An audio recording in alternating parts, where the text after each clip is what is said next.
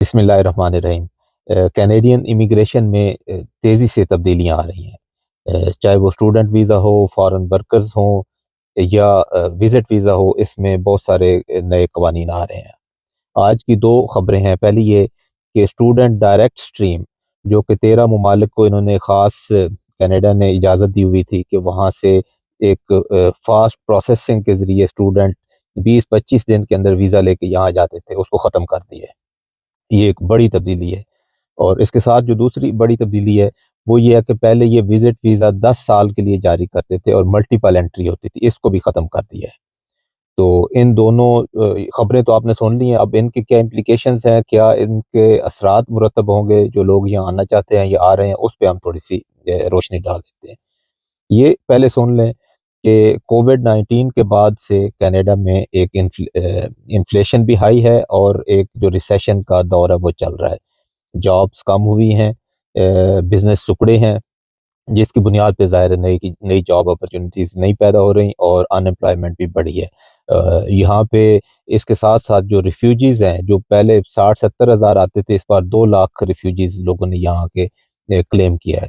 तो ओवरऑल ये एक बहुत ज़्यादा मार्केट पे प्रेशर है और जैसे हर मुल्क की कोशिश होती है कि वो अपने सिटीज़न्स को पहले जॉब्स दे, तो कनाडा की भी ये ख्वाहिश है, जो कैनेडियंस यहाँ रह रहे हैं, उनको पहले जॉब्स मिलनी चाहिए।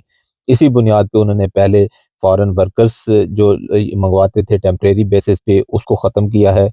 फिर उन्होंने स्टूडेंट्स जो प्राइवेट कॉलेजेस में आते थे, उनके वर्क परमिट्स ख़त्म किए, ये भी एक बड़ी खबर थी, बड़ी तब्दीली थी। और अब उन्होंने ये एसडीएस यानी स्टूडेंट डायरेक्ट स्ट्रीम, जिसमें डॉक्यूमेंटेशन बहुत आसान थी, प्रोसेसिंग टाइम बिल्कुल 20-25 दिन था, उसको टोटली ख़त्म कर दिया। इसमें बड़े ममालिक जिसमें China, India, Pakistan, Vietnam, Brazil, यहाँ से बहुत सारे स्टूडेंट्स आते थे, तो अब ये सिलसिला भी ख़त्म हो जाएगा। इसकी भी अगर लॉजिक देखी जाए कि उन्होंने ये स्टूडेंट डायरेक्ट स्ट्रीम क्यों ख़त्म की है, तो वो तो ये कहते हैं कि हम बराबरी का कानून रखना चाहते हैं कि तमाम ममालिक के जो स्टूडेंट्स हैं उनको इक्वल अपॉर्चुनिटीज़ मिलें। लेकिन असल बात ये है कि कैनेडियन गवर्नमेंट अब टाइम गेन करना चाहती है। ये चाहती है कि जो भी लोग बाहर से आते हैं, चाहे इमिग्रेंट्स आते हैं, चाहे स्टूडेंट्स आते हैं, चाहे विज़िटर्स आते हैं, वो थोड़ा-सा रुक जाएँ। थोड़ा-सा हमें टाइम चाहिए सेटल होने में। तो इसलिए चीज़ों को डिलेज़ की तरफ वो लेके जा रहे हैं। तो स्टूडेंट्स अभी भी आएँगे सही, यानी सिर्फ़ डायरेक्ट स्ट्रीम उन्होंने ख़त्म की। जो पुराना तरीका स्टूडेंट्स के आने का था, वो अभी भी है। उसमें क्या होता है, 90 प्लस डेज़ प्रोसेसिंग टाइम है वीज़ा का और ऑल दैट। हकीकत में उसमें 7-8 महीने लग जाते हैं, ठीक है? तो वो इनको इस स्टेज पे सूट करता है कि कम लोग आएँ ताकि हमारे यहाँ के जो सिटीज़न्स हैं उनको ज़्यादा से ज़्यादा जॉब्स मिलें।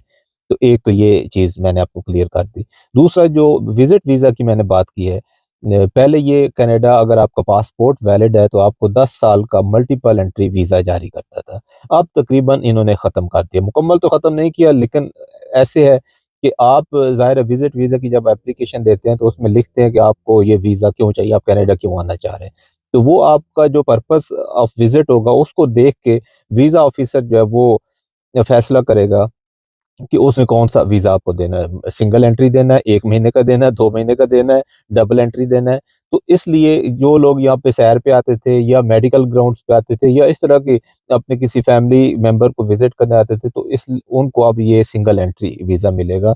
प्लस कि वो 10 साल की ज़ाहिर है ज़रूरत नहीं पेश आएगी और ये भी है कि उन पे अगर वो मल्टीपल एंट्री भी दें, तब भी अब उनके पास वीज़ा ऑफ़िसर्स के पास ये पावर्स हैं कि वो आपको 1 साल का वीज़ा जारी कर दें। जैसे पहले 10 साल का देते थे, वो उसको उन्होंने समझ लें काफ़ी हद तक ख़त्म कर दिया। तो ओवरऑल मैंने सिनेरियो आपके सामने रखा कि मार्केट पे प्रेशर है और गवर्नमेंट्स ये फैसला कर रही हैं, ये स्टेप्स ले रही हैं और ठीक स्टेप्स ले रही हैं कि बाहर का जो भी स्टूडेंट है और वर्कर है उसको रोका जाए, यहाँ के लोगों को अकोमोडेट किया जाए, यहाँ के लोगों को जॉब्स मिलें और फिर उम्मीद है कि ये चीज़ें दोबारा से बहाल हो जाएँगी।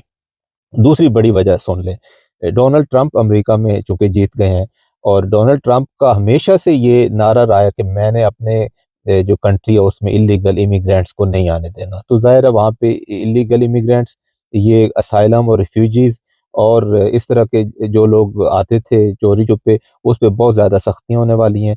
और वहाँ पे जो लोग बॉर्डर क्रॉस कर आते थे और बड़ी तादाद में आते थे या विजिट वीज़ा पे आके असाइलम क्लेम करते थे, अब उन सब लोगों का रुझान भी कनाडा की तरफ है, तो वो भी अब बॉर्डर क्रॉस करके इधर आएंगे। तो कैनेडियन गवर्नमेंट को ये भी पता है कि एक फ्लड जो है लोगों का वो अमेरिका की तरफ से भी यहाँ आने वाला है। तो ये सारी चीज़ें सामने रख के फैसला किया गया है, और आगे भी जो भी चेंजेस इमिग्रेशन लॉज में आएंगी वो इंशाल्लाह आपसे शेयर की जाएंगी। तो अपना फीडबैक दें, और अगर कोई सवाल हो तो वो भेजें कमेंट सेक्शन में, उसको इंशाल्लाह हम ज़रूर एड्रेस करेंगे। चलें जी, अगले प्रोग्राम तक के लिए इजाज़त, अल्लाह हाफ़िज़।